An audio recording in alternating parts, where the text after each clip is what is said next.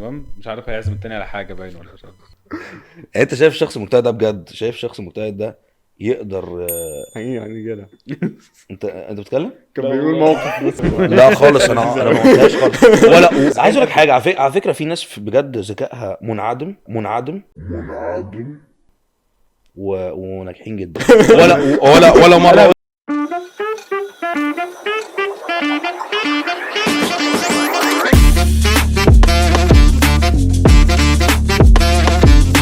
معانا ومعاكم الجيستس اللي مش محتاجين تقديم طبعا.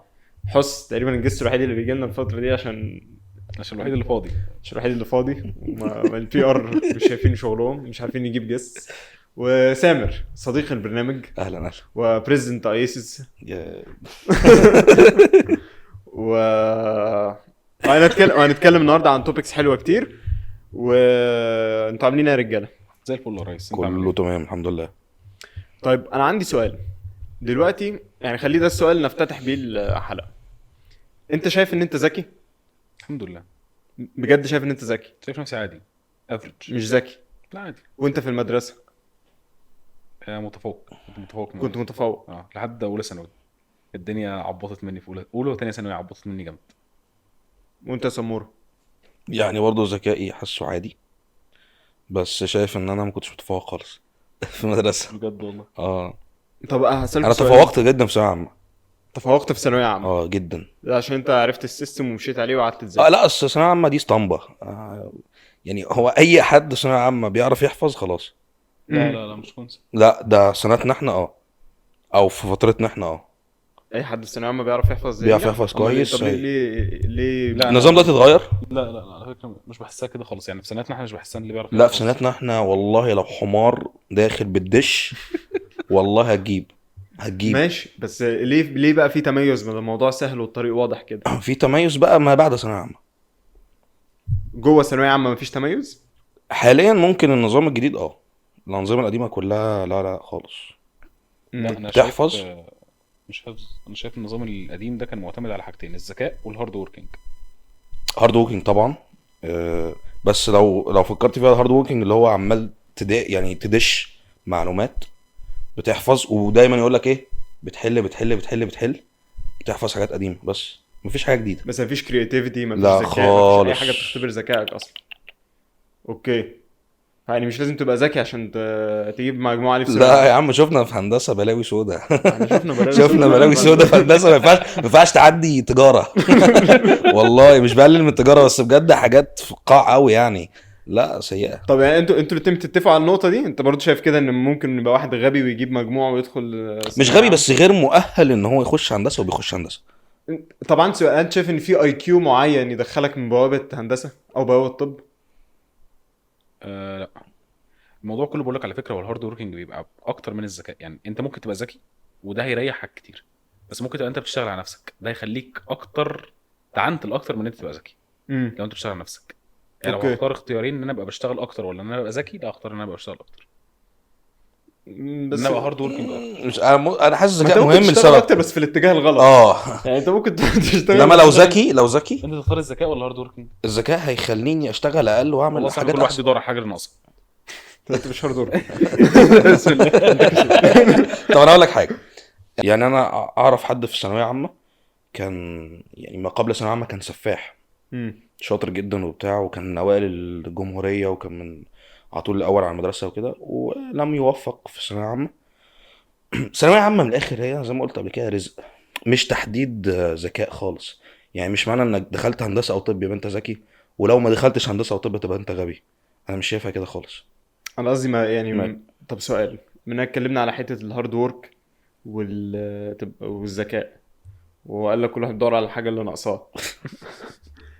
انت تحب تبقى هنمسك في بعض دلوقتي. لو دلوقتي انت هتتولد من اول وجديد، وزي اللاعب كده معاك سيتنجز، اختار لازم تماكسمايز واحده من السكيلز اللي معاك. الكوينز اللي معاك مش سامحه لك غير ان انت تماكسمايز حاجه واحده بس. هتماكسمايز الهارد ورك ولا هتماكسمايز الذكاء؟ هو مش عايز يقول ذكاء عشان ما اقولوش كل واحد يدور على حاجه ناقصاه. لا بس انا هختار الذكاء. وانا كمان، بس قول انت. سيم برضه. ايه ليه كده؟ الله. بس انا بصراحه يعني انا راضي بذكائي، يعني انا شايف ان انا لا. انا هقول لك ليه انا هماكسمايز الذكاء. عشان الذكاء حاجه مش مكتسبه. انت اتولدت ذكي يا اتولدت غبي. غبي. تقدر تترين شويه وتنمي ذكائك، بس ليك ليميت معين مش هتعديه عشان الجينات. بس الهارد ورك بيكتسب بالتربيه، يكتسب انت شخصيتك عديت بايه بيكتسب. فممكن تاخدها حتى لو هي مش عندك، بس الذكاء مش هتعرف تكتسبه حتى لو هو مش عندك. بس اعتقد ان انت صعب تكتسب ان انت تبقى راجل هارد وركر، يعني دي صعبه قوي. صعب، خد بالك بس انت ممكن. عندك ناس كتيره قوي، امثله كتيره قوي وانت عارفهم في حياتك، وناس صحابك في الجامعه هم اذكياء وعباقره، بس هو مش قادر يحافظ على وظيفه كويس، او مش قادر يثبت نفسه طب أو ضعيف يثبت فيه ده ذكائه. مش هو عشان يعني مش حاجه ناقصاه، مش ضعيف عارف فيه. يبقى هارد وركر. لا خلينا بقى هنا انت كده دخلت في حاجه ثالثه. احنا بنتكلم في هارد ورك ولا انضباط؟ هارد وركر، انت مش عارف تبقى هارد وركر، انت مش عارف تبقى راجل بيسعى قوي وبيشتغل على نفسه وبيذاكر ومش عارف ايه وبيعمل عشان يطور من هو نفسه. اللي هيلتزم في شغلانه ده انضباط. انك تصحى كل يوم الساعه 6 الصبح عشان تروح الشغل، توصل الساعه 8 وتقعد تشتغل لحد الساعه 5. فانت ده محتاج انضباط. انا مش بتكلم على مش ما انت ممكن تبقى هارد ممكن وركر تبقى بس واحد عايز راجل بتروح تروح الساعه يوم 10 وتمشي الساعه 2، بس بتعمل شغل اكتر من اللي التاني بيعمله عشان تبقى راجل هارد جميل. وركر. بس في الشغل مش هيسمحوا لك بكده. الموضوع عامل زي ميسي وكريستيانو كده. ميسي اتولد بتالنت، ده زي الذكاء كده، هو راجل معاه الموهبه بس معهوش ان هو بيشتغل على الراجل. انت مثلا عمرك شفت ميسي اما قسم السكس باكس بتوعه وعضلات في خده وقد عضلات دماغه؟ لا مفيش الكلام بس ده. بس ميسي برضو محتاج هارد ورك. ماشي مش ممكن أوكي، يبقى بس طريقه مش- مش اطول من مش طويل زي طريق كريستيانو، بس ما هو مش هيعمل اي حاجه بدون هارد بس ورك. كريستيانو انت راجل عندك، لا هو بيشتغل على نفسه، هو ما اتولدش بالمهاره، يعني هو ما اتولدش لعيب كوره جامد قوي، ما اتولدش احسن لعيب في العالم ان هو ياخد مش عارف كام بالون دور. عامه انا شايف ان في ناس كتير بتاندر استيميت ميسي في حته الهارد ورك دي يعني، وبيشوفوا ان هو مش بيشتغل عشان هو عنده التالنت. لا خد بالك، هو فعلا ميسي عنده تالنت اكبر، يعني ميسي لا مش بيبذل مجهود قوي زي بقيه اللعيبه، مش محتاج يبقى راجل هارد وركر زي بقيه اللعيبه. بس دلوقتي راجل قاعد في الدوري الامريكي، خد الفرقه صعد بيها، كسبهم بطولات كتيره جدا عمرهم ما حلموا بيها، وراجل قاعد في امريكا عادي، هو الراجل رايح يصيف. لا بس خلينا نقول حاجه عن النقطه دي، وهنرجع تاني بقى للتوبيك بتاعتنا عشان سامر اول ما اتكلمنا في الكوره فصل. انا اوجد كوره خلاص. خلينا نقول حاجه.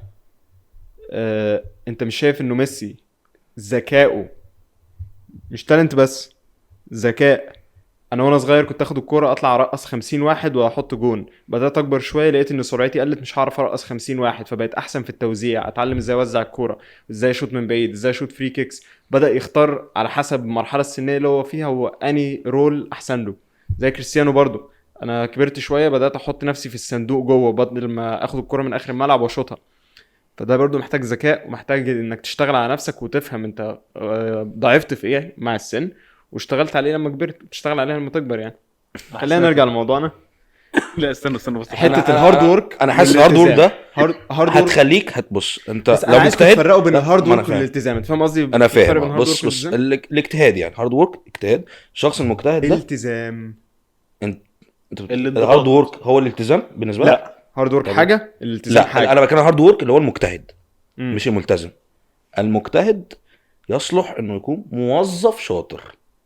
لا لا موظف يعني انت لو واحد ما معيش يعني ذكائك على قدك، انت ليه ممكن تبقى شخص قيادي او تقدر تعمل حاجه كبيره او لان انت مش شرط تبقى ايا كان مهما كبرت هيبقى ليك ليميتس. مش يبقى ليك ليميتس، بس الليميتس دي ممكن تبقى ليميت كويسه جدا. ومهما كبرت في الذكاء برضه يبقى ليك ليميتس. لا الذكاء حاجه لا متناهيه، انت بقى خلاص انت بتطير. الذكاء انا معاك ان الذكاء دي مش مكتسبه، بس- انا معاك ان الذكاء دي حاجه انت مش بتتولد مكتسبة بيها. طبعا. يا بتتولد يا ذكي يا غبي. الموضوع دي ما مش فيهوش مكتسبه نقاش. طبعا. جميل. بس انت ممكن تطور آه. من دماغك ان انت فعلا لا يبقى عندي واحد حاجات ذكي مثلا ما بياخدش باله منها، انا اعرف اخد بالي منها، اعرف اتحكم فيها، اعرف اتصرف فيها. بالهارد وورك ان يبقى عندك اكسبيرينس فداتا بالظبط. كتير عندك فتعرف. الهارد ووركينج ده كله بس خليني اقول لك على حاجه. انت بتقول يبقى موظف شاطر ما يشتغلش لحساب نفسه يعني. لا، مش عادي. يعني مش كافي. الهارد ووركينج مش كافي ان هو شخص يبقى خلي بالك هو لو هارد ووركر وممكن بس اقول لك هيطول اكتر في النجاح لحد ما ينجح. بس هو ما هو هيحاول كتير وهيخسر كتير وهيحاول كتير وهيخسر كتير وهيقعد يجمع داتا وطول ما هو ماشي. فمسيره بكل الداتا اللي معاه دي هيلاقي المسار الصح لو اشتغل ترايل اند ايرور يعني لحد ما ينجح. مش لازم يبقى ذكي جدا هو يلقط كل حاجه من اول مره. بس يعني التجارب الكتير والاكسبيرينس الطويل والحاجات دي كلها اصلا حاسس الذكاء ده كافي ان هو يخليك يعني بيخليك تأثر الطرق كتير قوي. طيب دكاتره الجامعه انت مش شايفهم اذكياء؟ اذكياء جدا، صح. اغلبهم اذكياء جدا. اذكياء في اغلب دكاتره الجامعه اللي درسونا اذكياء جدا. في الحياه العمليه اذكياء. على فكره، معنى ان انت تبقى ذكي مش لازم تبقى ذكي اجتماعيا. سيبك من اجتماعيا. لا في منهم في منهم اذكياء جدا اجتماعيا. اذكياء بس- جدا. ماشي، لا انا بتكلم ان هو بس مش شرط يعني. سيبك من اجتماعيا. في الشغل الشغل ناس وناس، بالظبط. ناس وناس قوي على فكره. مع ان انت لو حطيت هنا المقياس بتاعك ان دول دكاتره اذكياء، مم.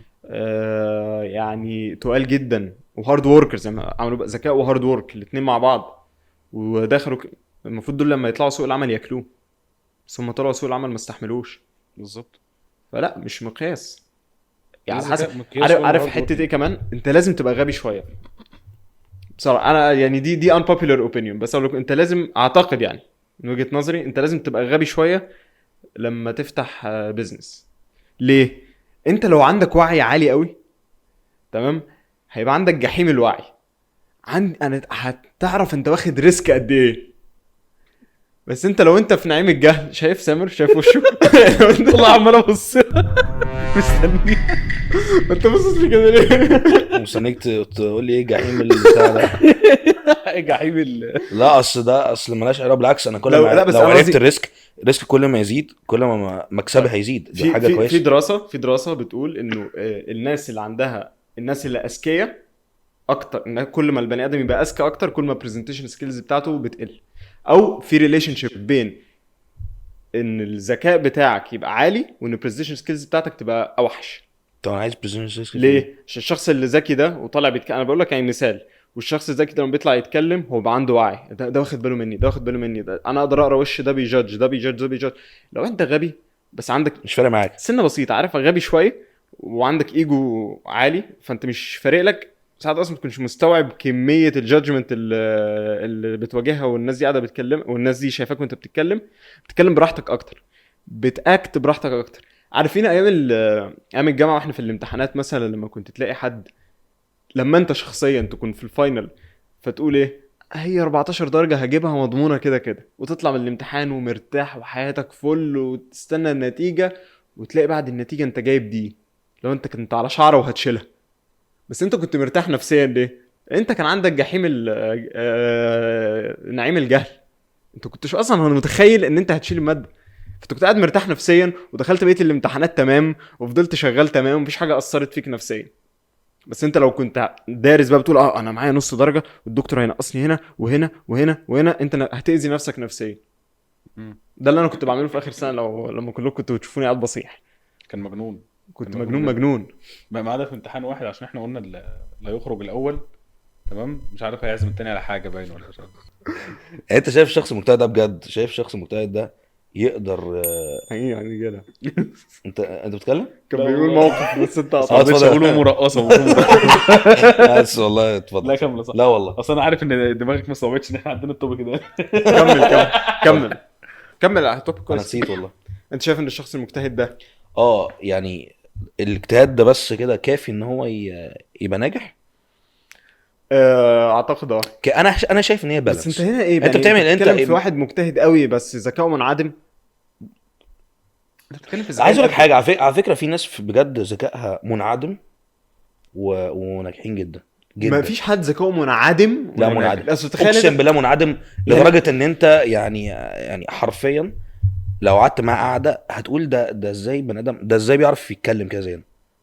بجد ازاي؟ هو ممكن بس يكون مش ذكي اجتماعيا. سوشيالي اكورد. لا لا لا لا لا لا لا, لا بالعكس، ده بتلاقيه عادي يعني عارف الدنيا كلها انا بس مش عايز ادي امثله عشان مبقاش بخبط في حد. ما تقول يا عم الاسم وخلاص. لا يعني انا بتكلم مثلا يعني مثلا الحواري والشوارع والحاجات دي، في مثلا ناس بجد مثلا يعني جزار ماشي ده علمه ومش ذكي قوي. جميل. الجزار ده اكتر واحد يعرف عن اللحمه بتاعته، فهو عنده حلو. ده اكتسبه منين؟ ده اكتسبه منين؟ بالخبره، اللي هي ايه؟ عشان هو اشتغل صبي اللي هو ايه؟ اللي هي ايه الخبره؟ الاكسبيرينس، الهارد ورك. ايوه صح؟ مش ذكي. حلو. ده اللي انا بتكلم فيه. بس خلي لك حاجه، بس ناجح. الجزار ده اللي عنده بيزنس ده زي ما قلت لك عنده اويرنس بالبرودكت من الاكسبيرينس، بس برضو انت جرب تروح تلف عليه، تحور عليه، تاخد منه حاجه مش عشان تقلل لا مع هو السعر. عشان اتلسع على قفاه كذا مره، دي مش ذكاء، دي خبره، هيلقطك. دي خبره، اسمع. دي هو- خبره، ما هو كل دي لازم خبرات. يبقى عندك ذكاء عشان تعرف تكون خبره. لا ما في، بص ما فيش حد بيتولد ذكائه صفر، او دي حالات شاذه، دي بقى ماليش دعوه بيها. ماشي. انا بتكلم على عادي، انت كده كده ذكائك حسب ظروف اللي انت عايش فيها بيبتدي ينمو مش عارف ايه والكلام ده، وبيتحدد بيزيد وبيقل والكلام ده. انا بتكلم في حته ان في شغلانه او وظيفه زي دي مثلا، لا اللي بيحكمك او اللي بيخليك ناجح مش ذكائك، طب انت خبرتك. ماشي، يبقى انت كده نقدت النقطه اللي انت كنت بتتكلم فيها في الاول. انت في الاول خد بالك برضه، انا عايز اقول حاجه. هو انت لو مش ذكي انت مش هتعرف تستفيد من خبرتك. انت ممكن تغلط مره واثنين وثلاثه، انت مش ذكي مش هتتعلم من غلطك، انت هتفضل مكمل في الغلط عادي جدا. انما الذكاء ان انت تاخد من غلطاتك وتبتدي دي تقوم مالهاش بيها. علاقه، ده ما هو بص، ده ذكاء. انا عايز اقول لك حاجه، لا اي حد صح. اي حد بيبقى صبي، لا انت لو نزلت ورشه مثلا، اتفرجت مثلا على صبي في ورشه، هتلاقي ان اكبر منه بيقدم ذكائه، هو ما بياخدش يشغل دماغه. طب هقول وحتى لك هتلاقي الجمله دي على لسانه على طول، ايه صاحب الورشه او كده بيقول له ما تشغلش دماغك.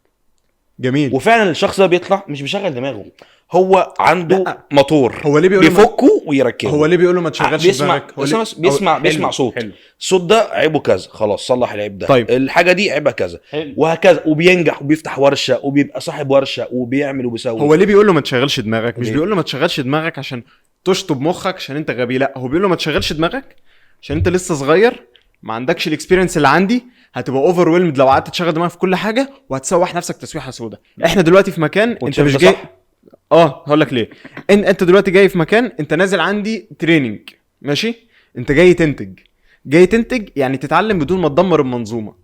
عشان ما تدمرش المنظومه، اعمل الحاجه اللي بتطلب منك زي ما الكبار اللي عندهم اكسبيرينس بيعملوها. مش دي وانت اللي أنا مع بتكلم كل فيها. مره، مع كل اتريشن، كل مره قاعد بتعمل بيها الحاجه دي، هتتعلم لا وهتتعلم انا مش وهتتعلم بتكلم لحد ما في يبقى ليك راي. الكلام ده لو واحد متعلم زيك، انا بتكلم عن واحد ما بيعرفش يقرا ويكتب. هو مش... ده في اللاوعي، هو هيقعد يتعلمها في اللاوعي. لا خالص، ده ملوش دعوه بالذكاء، ده واحد حرفيا بيتلغي دماغه. هو بيعتمد على حواس تانية. ايه هي؟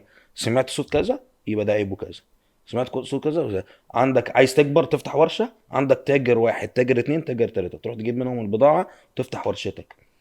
ده روح بقى كلمه في الماركتينج، وكلمه بقى في التسويق، وكلمه في ان انت ممكن تعمل كذا طيب، عشان أنا هقول تجيب لك على كذا. حاجة. هقول لك هو ما عندوش كل ده، ماشي. ليه بقى انت على حسب السوق بتاعك عامل ازاي. يعني انت فكره ان انت بتتاجر في، يعني انت لو بتتاجر في حاجات، في مثلا واحد ظهر يعني المشكله ان انا هخبط في حاجات مش عايز اخبط فيها.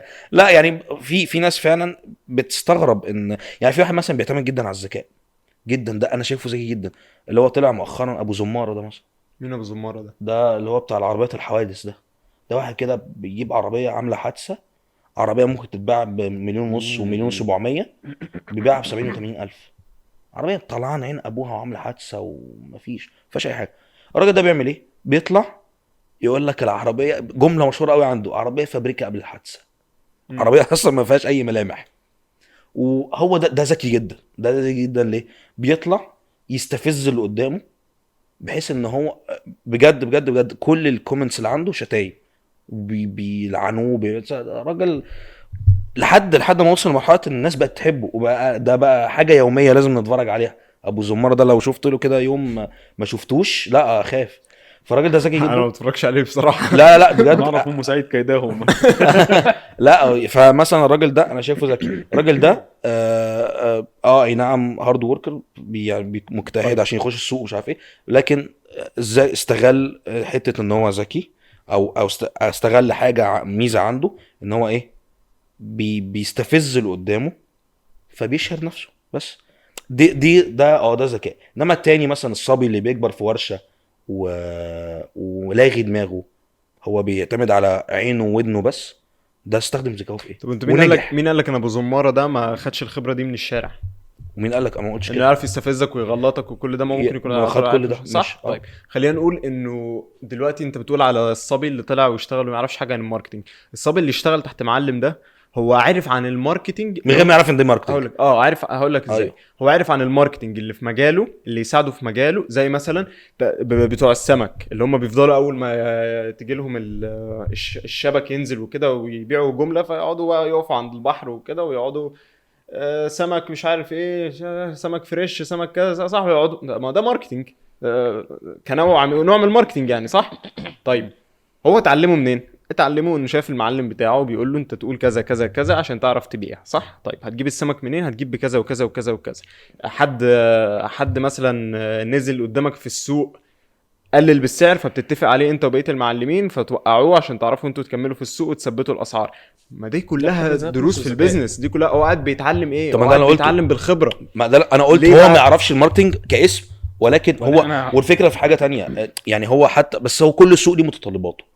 يعني في ناس هتحتاج الماركتنج بس في مجال تاني خالص، وبعدين معلش خلينا وهتحتاج نرجع ذكاء لنقطة بس في مجال الميكانيك. تاني خالص. خلينا نرجع لنقطه الميكانيك اللي انت قلت عليها اللي هي بتاعت الصبي دلوقتي مثلا سي هو الراجل قال له الغي دماغك، فانت ما بتفكرش ما بتتعلمش مش عارف ايه، فانت بتقول ان لا هو مثلا عارف الصوت فخلاص بيعمل 1 2 3، عارف مش عارف ايه بيعمل 1 2 3. افرض يا معلمي مثلا نزلوا موتور جديد بحاجات جديده، فاهمني؟ هو لو مش ميكانيكي شاطر ذكي لما يبقى عارف اللي هو لا والله دي بتعمل 1 2 3 ودي بتعمل 1 2 3، لما ركبهم مع بعض هيعملوا كذا، ممكن استبدل دي بكذا، ممكن استبدل ده بكذا، ممكن استبدل الخرطوم ده مش عارف ايه، فاهمني؟ ده نفسه بينم عن ذكاء. لا. اللي هو والله بينم سامر عن أقول لا لك على هقول لك ليه سيبني أكمل. هقول لك ليه تخيل انت انت ماشي، دلوقتي مثلا كمل. بتبص على دي بتعمل ايه؟ اصل انا خلاص انا عارف ان الماسوره دي بتركب هنا ومش عارف الخرطوم ده بيطلع من هنا، بس خلصت الحكايه. طيب لان ده مقطوع هنغيره.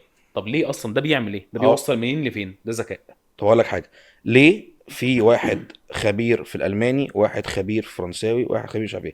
هقول لك ليه، بسبب بسيط جدا. لو واحد صعيدي وواحد امريكي لا لا تلاتة لا صح خبير في وواحد المواتير. انا بتكلم عن مواتير. ليه؟ لسبب صغير جدا، ان فكره ان هم ينزلوا موتور جديد، لو نزلوا موتور جديد مش هيعرف يشتغل فيه. لا هو مش هيعرف يشتغل فيه. ده الدليل ان فعلا ما ينفعش يبقى عندك عربيه جديده وتروح لميكانيكي كده في الشارع وتخش تدوب بالعربيه ومش عارف ايه، حتى لو كان ذكي مش هيعرف يشتغل. يا عم ملاش علاقه. اضربها على كل حاجه. هي على كل لا مش هينفع بص كل بص. حاجه، لان انا قلت كل مجال ليه طريقته، مش هينفع ماشي. تطبق القانون ده على كل المجالات. انا بديك مثال صغير، ان الهارد ووركينج ممكن احيانا يبقى كافي ان الواحد ينجح. انا شايف لو- النقطة اللي حس كان بيتكلم فيها بيقول لك ايه، انت ممكن تبقى هارد وركر، ممكن تشتغل كتير جدا وتاخد داتا كتير جدا وتغلط كتير جدا بس ما تعلمش من اخطائك. زي تخيل اقول لك انا ان انت واحد، انت شفت بني ادم كل يوم اول ما يدخل الاوضة دي يتكعبل في العتبة، كل يوم يقعد يتكعبل في العتبة يتكعبل في العتبة. انت اول انطباع عنه ايه؟ غبي. هو كل يوم قاعد بيتكعبل في العتبة، ما فكرش مرة يرفع رجله، ما فكرش مرة يكتب على ايده خلي بالك لا تتكعبل في العتبة. ما بيتعلمش من اخطائه، فده غبي. فانت مش مهم عندك اكسبيرينس قد ايه طالما انت غبي. فلا انت محتاج شويه ذكاء مع يا جماعه الهارد انتوا وورك بتتكلموا في عشان نقاش صغير تتعلم. قوي، انا بتكلم في حاجه كبيره. انا بسطتها بتكلم- عشان الاكزامبل يوصل. ماشي انا بتكلم في ايه. لا هو لو في يوم طلع بره البلوكة الموتور دي لحاجه تانية هو مش هيعرف يتعامل، بس هو ناجح في دي قوي لان هو حافظها مسمار مسمار. ده اجتهاد وليس ذكاء. طلعه بقى للعالم التاني، طلعه في حاجه تانية، والله ما ينفع. عشان كده مثلا بس اللي عنده يبقى مكنه صيني قابليه ان هو يتعلمها. يا ريت يا عم زي يبقى ما عنده اتعلم. قابليه، مفيش ما ده مشكله. ذكاء، ده في حد ذاته ذكاء. ماشي اللي هو بس أنا عارف هل أعمل. هو وقوفه في الحته دي، هل هو وقوفه في الحته دي ده مش نجاح؟ لا نجاح، في منهم ناجحين جدا في الحته دي. حلو ده نجاح، بس لما ماشي. السوق يتشبع من الحته دي او السوق ينتهي صعب في الحتة قوي دي. يتشبع بالحته دي.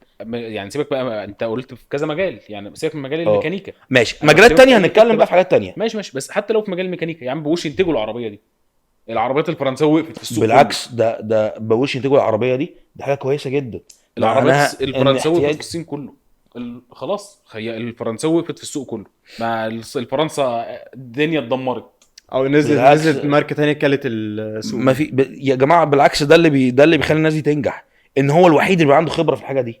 يا عم بقاش في عربيات يا ابني ما هو ده اللي بيخليه ينجح. هو مفيش ده عربيه فرنسا خلاص سحبوا كل العربيات الفرنساويه في السوق. ايوه يا خلاص عم. بقى يخبط دماغه في الحيط، 1 2 3 4 حيطان، خبط دماغك في اي. ده اللي بتكلم فيه، خبط دماغك في اي حاجه. بعد كده بقى نبتدي نخش في مجال تاني. ساعتها الذكاء هو اللي يطغى على الستروين والرينو كلهم اتدمروا من السوق يا راجل. بتكلم بقى في حاجه تانية، ان لا في مجالات لا الذكاء هو اللي يطغى فيها بس. احنا بس التوبيك أصلاً من الأول لا، في خالص. نقطه مش واصله، في نقطه مش واصله. هي نقطه ان هو بيقول لك لازم يبقى عندك شويه ذكاء عشان هارد ورك كده بتاعك كده يتحسب. مفيش حد يعني مفيش حد مش هيجيب واحد يعني معلش ما يعرفش الف من كوز الذره وذكائه فعلا منعدم صفر واقول لا ده هينجح عشان مجتهد. لا اكيد مش هينجح، يعني غبي خلاص. انا بتكلم ان الذكاء مش طاغي في المجال ده، الاجتهاد هو الاهم، وده لا ده كافي ان هو ينجح. في مجالات تانية لا الذكاء طبعا. في مجالات تانية الذكاء اهم بكتير من الاجتهاد. ذكي اجتهاد بسيط هتنجح جدا. انا اختلف معاك في النقطه دي. انا مش شايف اي مجال انت ممكن تبقى ذكي بس وما تبقاش مجتهد. يعني مش بقول بس، والله انا جبت سيت بس. ان انت اجتهاد انت خلينا نقول مجتهد، هو ميزان ميزان 100% عندك عندك 100%، اه 70% ذكاء 30% اجتهاد، حلو جدا. انا مش شايف ان ده بوسبل. لا بص قول لي طبعا. مجال واحد انا مش شايفها بجد يا اسطى في مجالات كتير جدا الذكاء كافي على ان انت تبقى شخص قائد، على الاقل تعرف تمسك اللي تحتك، على الاقل تبقى ذكي. ما ده لازم تكون بص عشان انت تعرف تمسك اللي تحتك. يعني انت ايه اللي هو انا عايز امسك اللي تحتي واعمل 30% اصل انت بص، شغل. انت لو ذكي كده عمر ما تبقى الميزان اللي انت قلته ده، عمر ما الميزان ده هيفضل 70-30. انت تبتدي بيه 70-30 وهيفضل بقى ايه، الذكاء هيفضل واقف عند المرحله دي ويبتدي ايه، اجتهاد لحد ما يبقى مثلا 50-50. انا بتكلم كبدايه. الذكاء كافي في مجالات كتير ان هو يبقى طاغي مش لوحده، وفي مجالات تانية لا، الاجتهاد هو الاهم. اصل خلينا نرجع. اصل فاكر انت المثال اللي كان بيقول لك ميسي، مم. فيقول لك ايه ده اجتهاد. ما هو ميسي ممكن يبقى مجتهد بالنسبه لكل اللعيبه، بس بالنسبه لكريستيانو لا، صح؟ فهو اجتهد، هو عنده ذكي بس اجتهد. ممكن اقول لك حاجه، عارف احمد شقيري بتاع خواطر؟ طبعا. كان في حلقه ليه في خواطر كان بيتكلم عن الكوره وبتاع، فراح نادي انا مش فاكر الصراحه ايه النادي ده، واتعرف على المدرب وكده. فلما قعدوا يتكلموا هو حرفيا قال له جمله، يعني ده واحد مدرب ده شاف بقى، يعني اللي محدش فينا شافه. قال 1% مهاره 99% اجتهاد. هل ده بالنسبه لك عادي؟ 1%. طب شوف بقى انا بتكلم فيه. هقول لك ليه. انت فاهم؟ هقول لك ليه. يعني تشوف المجال ده وشوف المجال ده. هقول لك ليه. انا بتكلم فيه. هقول لك ليه. هو ليه قال كده؟ مش عشان المهاره مش مهمه، هو قال كده عشان المنافسه كبيره. لما تكون المنافسه كبيره ده اللي انا بقى بتكلم فيه. فانت خلينا نقول، عارف انت الكيرف بتاع بيبقى عامل كده، ده اللي بيبقى الافريج كبير قوي، والناس هنا في طرف والناس هنا في طرف، اغبياء قليلين واذكياء قليلين والافريج ضخم. هي الكوره كده. فانت اللي هيميزك عن الافريج دول الهارد ورك بتاعك بس. كموهبه كلكم قريبين من بعض، كلكم عالميين. فنيجي نتكلم مجال تاني، عايز تبقى كويس، مش هقول لك تتميز، مفيش حد هيتميز من غير ما يكون هارد وركر جامد وذكي جامد. اوكي. مجال تاني نقول التمثيل. يعني بما ان الممثلين معظم السنه بيبقوا اجازه وبيشتغلوا في سيزون فنقول التمثيل صح. والممثل ده عشان يشتغل بيبقى محتاج ورش كتير، ومحتاج يخش بروفات كتير. ده اجتهاد. حتى لو حتى لو يحيى الفخراني، حتى لو احمد زكي، انت محتاج تدخل في الشخصيه، ومحتاج وبيتوتر في كل مره. ما ده اجتهاد. ما فيش مجال لو اجتهادك فيه مش قريب او اكتر من ذكائك مش تنجح. ده وجهة نظر. بص انا هقول لك ايه، هي فعلا زي ما عمر قال، احنا ممكن نفصلهم، وانت قدامك طبق فيه اجتهاد وقدامك طبق فيه ذكاء، بتاخد من ده شويه ومن ده شويه. حلو. في مجالات مش هينفع تبقى 50-50. في مجالات فعلا هتحتاج تاخد الذكاء اكتر من الاجتهاد، لحد ما في وقت معين في النجاح في المجال ده هيبقوا الاثنين قد بعض تقريبا كبدايه، ان انت تاخد الذكاء اكتر منه. والعكس، في مجالات زي ما قلناها قبل كده، في مجالات هتحتاج منك اجتهاد وده كافي حتى لو ذكائك على قدك. خلاص انت وصلت لمرحله ان انت خلاص مش هينفع تبقى اذكى من كده، ذكائك على قدك، لا ده كافي ان انت تنجح، ان انت تبقى مجتهد ده كافي انك تنجح. انت شايف يا حسن ان انت ممكن تبقى في مجال ذكي جدا بس اجتهادك على قده وتنجح، تبقى ناجح مقارنه بالمنافسه اللي حواليك؟ لا طبعا، اجتهادك اهم من ذكائك. ده اللي انا بحاول اقوله، الاجتهاد عندك مهم جدا، اهم من الذكاء. وخد بالك انت لما تبقى مجتهد انت اجباري هتبقى ذكي. مش هتبقى ذكي اللي هو بقى انت عندك معلومات، انت تبقى عندك معلومات، مش لازم بقى تبقى ايه المعلومات دي مش ذكاء. خد بالك، لا ده ذكاء. لا المعلومات دي خبره. الخبره ذكاء، ان انت تجمع داتا ذكاء، ان انت تعرف انت داخل ازاي، هتحضر ايه، هتعمل ايه، ده ذكاء. فاهمني؟ زي مثلا واحد ذكي فشخ وواحد بيشتغل على نفسه وعنده خبره، تمام؟ ما الخبره دي ذكاء، بمعنى انت داخل على مشروع، انا داخل على مشروع، انا عارف هجمع الداتا منين، عارف هدخل فين الاول وادخل فين الاول وادخل فين الاول. الخبره دي ده ذكاء، ده ذكاء مني. فاهمني؟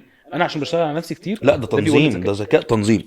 يا جماعه انتوا عارفين يعني ايه؟ يعني انتوا عارفين ايه خبره دي؟ انا اسمع بس. انت ايه الفكره؟ فكره الاجتهاد يعني اجتهاد يا اسطى، قصدي يعني ايه خبره؟ يعني ايه خبره يعني حاجه مريت بيها قبل كده. انت ازاي هجيلك خبره وانت ما مريتش بالحاجه دي قبل كده؟ يعني ايه اللي خلاني عارف ان دي مشكله وعارف حلها ازاي. ان انا وقعت في المشكله دي مره 2 3 فخلاص بقى عندي خبره في الحاجه دي. الخبره دي مالهاش علاقه، دي مالهاش علاقه الخبره دي هي ذكاء. خليني بقول لك على حاجه. لا دي خبره مالهاش علاقه بالذكاء. اقول لك على ايه حاجه، علاقه الذكاء بالخبره؟ اقول لك على حاجه. الخبره انك ذكاء انك تستغل الخبره دي في حاجه تانية، دي ماشي. الخبره هي انك يبقى عندك نوع من الذكاء يخليك عندك حاجه زي الباترن ريكوجنيشن، ان انت تفهم النمط. يعني ايه؟ يعني انا حصل 1 2 3 سامر اداني بالقلم الرابعه، تمام؟ فانا لما اشوف مثلا بيحصل 5 5 6 7 اعرف ان 8 سامر اداني بالقلم. انا بقى عندي باترن ريكوجنيشن. مش لازم تحصل نفس السيناريو بالظبط، مش لازم يحصل نفس الكيس بالظبط، بس انا عندي من الذكاء اللي يخليني بخبرتي اعرف احل اللي بيحصل دلوقتي.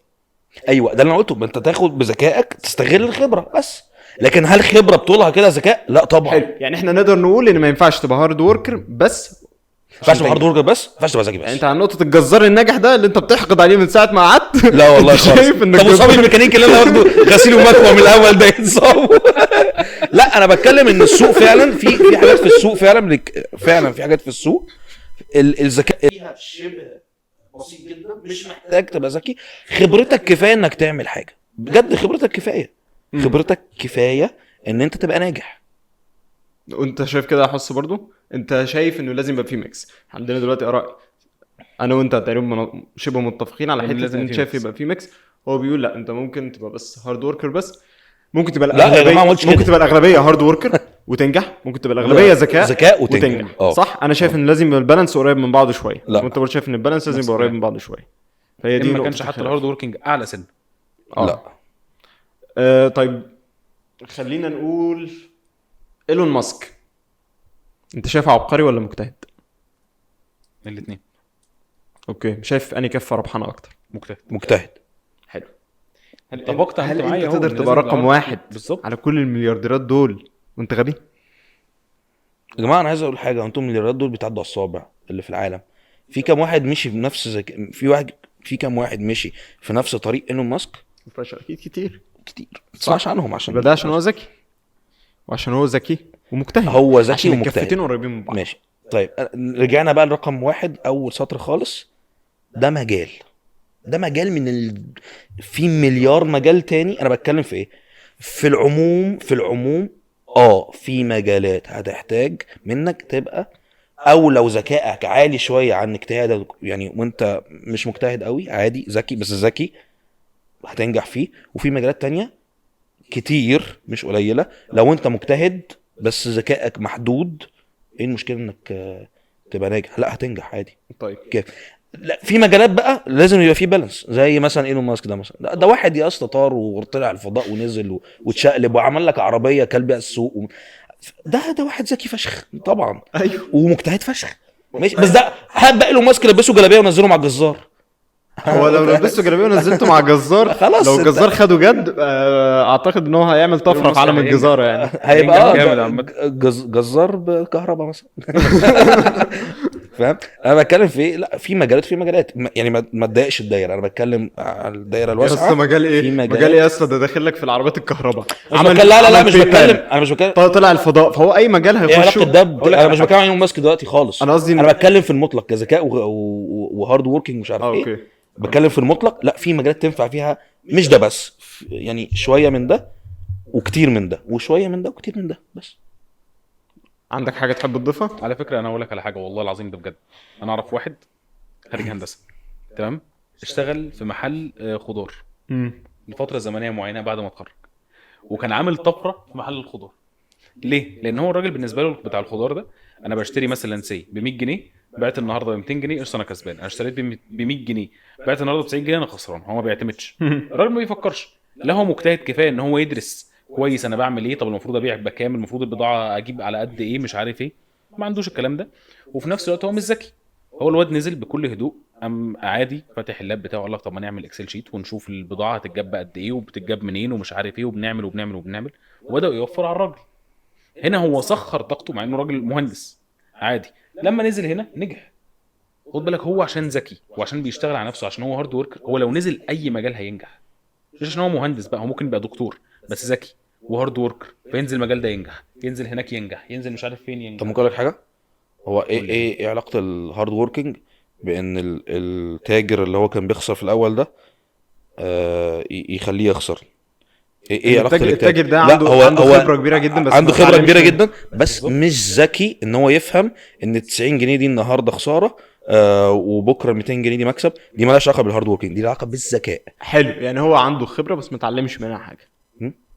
يعني وهو احنا يعني كده متفقين على النقطه اللي في الاول خالص، ان دي هي مش كده. انت لو غبي مش هيفرق هارد وورك، مش من هارد لا، وورك. هو هنا بيستند على هارد ووركينج مهم. لا، هو هنا دلوقتي عنده لو الهارد ذكاء. وركينج مهم، هو حتى لو عارف ان هو بيخسر، انت فين الهارد وركينج ان انا ابذل مجهود ان انا ادور بقى على وسيله تانية ده ذكاء. انت لازم تبقى ذكي عشان تبقى عارف ان دي مشكله. طب انت لو حلو. ذكي وكسول، وانت لو مش ذكي هتطور. وعرفت اللي هو يا جماعه خلاص كسول، لا في بعض المجالات كفايه. خلي بالك، انت ذكائك عمره ما هيغنيك من انك تشوف السوق بيقول ايه والناس اللي حواليك خبراتهم ايه. يعني انت مهما كنت ذكي، انت لازم برضو تشوف طبيعه السوق ده ايه. لو ما فيش حد بيقعد في الاوضه يفكر لوحده كده يقول انا جبت الفكره اللي هتجيب لي مليار دولار ويطلع يعملها وتجيب له مليار دولار. ما بتجيش. هو بيدرس السوق، يشوف النيدز، يشوف يبدا يبص على الشركات بيعملوا بي ار ان دي في ايه، طب اقدر اطور عليهم ازاي. مفيش حد من اوضته لوحده كده جات له فكره فبيعملها. حتى الناس اللي بتقول لك انا جات لي فكره فعملتها دي، ده هو بيحكي لك كده ايه تخاطيف من اللي حصل.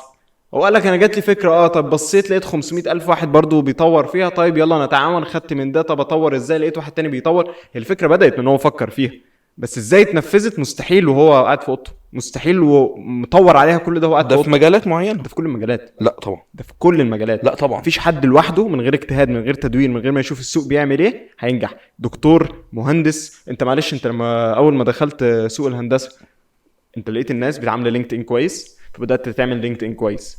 بدات شفت الناس عن داخلين جروبات واتساب، دخلت جروبات واتساب. شفت الناس اللي عايزه تسافر بتشتغل ديزاين، اشتغلت ديزاين. فتعالت تجمع داتا، شفت السوق بيعمل ايه، فهو مشيت مع السوق. مش عشان انت ما قلتش انا ذكي فهعمل حركه ضد السوق كله واشوف. بالظبط. يا جماعه انتوا هتلاقوني معلش لازم تخضع للسوق. انتوا هتلاقوني بناقض معاكم في الناحيه دي. يعني بضرب في الناحيه دي وبضرب في الناحيه دي لسبب عشان تفاصلهم عن بعض. انا فاصلهم عن بعض. لا غير كده، انا شايف ان في تاني المره المليون في مجالات ينفع فيها ده بشكل كبير كافي ان هو تخليك ناجح. ايه المشكله؟ ايه المشكله انك تبقى شخص مجتهد فرا يا عم ربنا يوفقك باجتهادك ذكائك على قدك؟ هل ده معناه ان الناس اللي ما عندهاش ذكاء كبير هيفضلوا طول عمرهم خلاص تحت عشان ما مش اذكياء؟ لا بالعكس، هو لو اجتهد ربنا اكيد هيوفقه وهينجح في المجال لانه مجتهد. طيب وذكائه اللي هو بنسبه، معلش ثانيه واحده، ذكائه اللي هو بنسبه 30% ده، ذكائه اللي هو بنسبه 30% كافي. ده كافي. ده كافي. اه. بس ما تقوليش واحد ذكاؤه 2% انا ما جبتش، انا عمرك صح. سمعت مني 2%؟ عمرك سمعت مني ان انا قلت ذكاء منعدم؟ لا، قلت ذكاء بشكل لا ما. عليك، لو قالها هاتها ريوايند كده ابيض واسود، ذكاء منعدم لا خالص، انا ما قلتهاش خالص. ولا عايز اقول لك حاجه، على فكره في ناس بجد ذكائها منعدم وناجحين جدا. ولا مره قلت ميكانيكي. ولا مره قلت ان ذكائه منعدم، ولا مره قلت ان ذكائه صفر. بالعكس، انا بقول لك بيبقى فيه شويه من ده على كتير من ده، والعكس شويه من الذكاء على كتير من الاجتهاد. ده كافي ان هو ينجح في مجال، كافي ان هو ينجح في مجال. بس